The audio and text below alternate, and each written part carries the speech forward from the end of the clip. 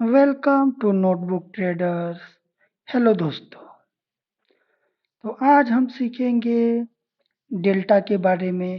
तो चलिए स्टार्ट करते हैं। डेल्टा के लिए क्या क्या इन्फॉर्मेशन हम लोग को चाहिए, उसका डेफिनेशन क्या होता है, वो चलिए हम लोग देखते हैं।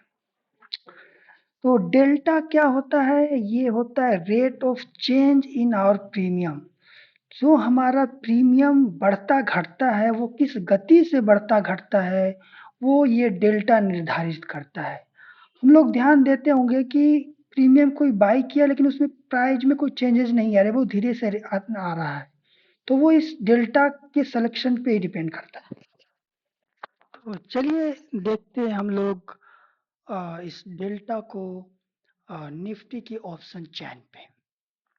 तो आप लोग ऑब्जर्व कर रहे होंगे ये डेल्टा का कॉलम, ये कॉल साइड का कॉलम है, ये पुट साइड का कॉलम है। कॉल साइड पे पॉजिटिव डेल्टा होता है और पुट साइड पे नेगेटिव डेल्टा होता है। नेगेटिव डेल्टा पॉजिटिव डेल्टा क्यों होता है आप लोग जानते ही होंगे कि कॉल साइड जब हमारा मार्केट अप मूव करता है तो हमें प्रॉफिट होता है, और पुट साइड पे हमें जब भी प्रॉफिट होता है जब मार्केट डाउन साइड में मूव करता है। तो इसलिए ये पॉजिटिव है और ये नेगेटिव है।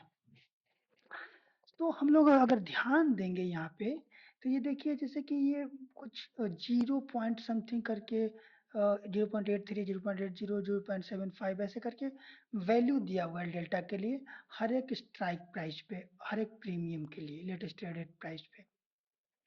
वैसे ही आप डेल्टा का वैल्यू माइनस में देख सकते हैं आप पुट के लिए। तो और एक चीज आप ऑब्जर्व करेंगे, जितना ही आप इन द मनी जाएंगे दोनों साइड में, अगर कॉल साइड में आप इन द मनी जाते हैं तो आपको ज़्यादा डेल्टा मिलता है, और पुट साइड आप इन द मनी जाते हैं तो आपको ज़्यादा डेल्टा मिलता है। और देखिए इसका वैल्यू जो होता है डेल्टा का, +1 से -1 तक रेंज इसका वेरी करता है, कॉल और पुट दोनों के लिए। कॉल के लिए होगा 0 से लेके 1 तक, और इसका होगा 0 से लेके -1 तक पुट के लिए। और एक चीज आप देख रहे होंगे कि जैसे कि आपको, जैसे कि मैंने समझाया था कि डेल्टा क्या होता है, ये होता है कि प्रीमियम किस गति से बढ़ेगा उसको ये दिखाता है। एग्जाम्पल के लिए मान लेते हैं हम लोग, जैसे कि एट द मनी ले लेते हैं, 23,450 का एक हम लोगों ने 114 रुपए पे कॉल खरीद लिया।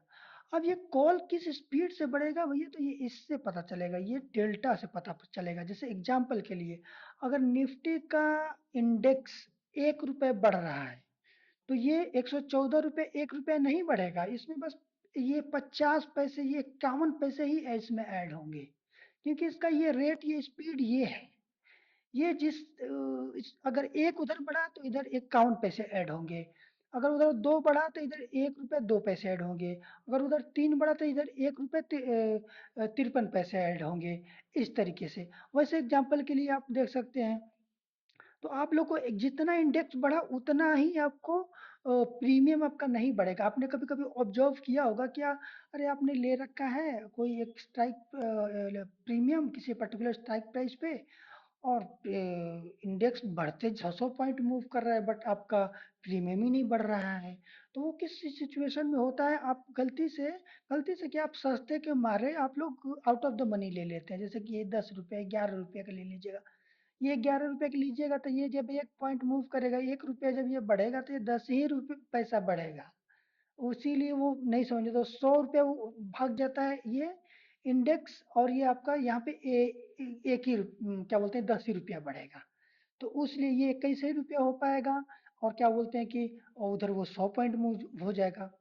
लेकिन इसमें एक और चीज बता देता हूँ कि ये जो डेल्टा की वैल्यू होती है, ये पुट के लिए और कॉल के लिए दोनों के लिए ये फिक्स नहीं होती है, ये वेरिएबल होती है। ये जैसे कि अगर 100 पॉइंट मूव किया आपका प्रीमियम, क्या बोलते हैं कि इंडेक्स 450 या 550 हो गया, तो ये जो है इनकी, ये क्या बोलते हैं कि डेल्टा का वैल्यू भी बढ़ जाएगा। अब ये 10 पैसे नहीं रह जाएगा, ये हो सकता है कि आपको बढ़ करके 20 पैसे या 30 पैसे हो जाए। तो उस गति से वो बढ़ता है, अगर 200 पॉइंट मूव कर गया, 300 पॉइंट मूव किया, तो वो एकदम नहीं हो जाएगा, वो फिर 0.5 हो जाएगा, फिर वो स्पीड से भागने लगेगा। तो वो फिक्स भी नहीं होता है। कभी कभी क्या हम लोगों को देखना होता है कि देखिए कोई प्रीमियम मैंने लिया, मुझे लगता है कि आज मार्केट 100 200 300 पॉइंट भागेगा थोड़ा टाइम बिताने के बाद, तो उस सिचुएशन में हम लोग को आउट ऑफ द मनी ही जाना चाहिए, क्योंकि उसमें फ़ायदा होता है। अगर खूब ज़्यादा टाइम बिताएगा तो आपका ज़्यादा डीके भी नहीं हो पाएगा, और वो और बिताने के बाद 300 पॉइंट मूव कर गया तो आपके फिर बल्ले-बल्ले हो जाएँगे, बहुत ही ज़्यादा प्रॉफ़िट हो जाएगा, क्योंकि ये फिर एट द मनी बन जाएगा, 300-400 पॉइंट मूव कर गया तो। फिर उस गति से वो भागने लगेगा, वो ये ₹11 का प्रीमियम आपका 200-300 भाग जाएगा, वो वैसे हो जाता है। तो ये बहुत ही इम्पोर्टेंट चीज़ होता है, हम लोगों को प्राइस, हम लोगों को किस गति से किस स्पीड से हम लोगों को अपना प्रीमियम में इंक्रीमेंट चाहिए, वो हम लोग डेल्टा को देख कर के प्रीमियम का चुनाव करना चाहिए। ऐसे ही डायरेक्टली कोई भी सस्ता लग रहा है प्रीमियम, या फिर किसी ने बोल दिया कि एट द मनी ही लेना चाहिए, फिर क्यों लेना चाहिए, वो चीज़ें समझना चाहिए। एट द मनी ले लोगे तो क्या होता है, इन द मनी ले लोगे क्या होता है कि अगर मार्केट आपका ऊपर नीचे हल्का-फुल्का करता है, उसी जगह पे रह गया, तो फिर ये डीके होने लगता है बहुत ही जल्दी-जल्दी। ये जैसे 51 पैसा ये बढ़ेगा तो 51 पैसा घटेगा भी तो। फिर आपके प्राइस में दिखेगा कि अरे यार, मेरा ₹500 का जो स्टॉप लॉस था वो खट से लग जाएगा, वो आपको पता भी नहीं चलेगा।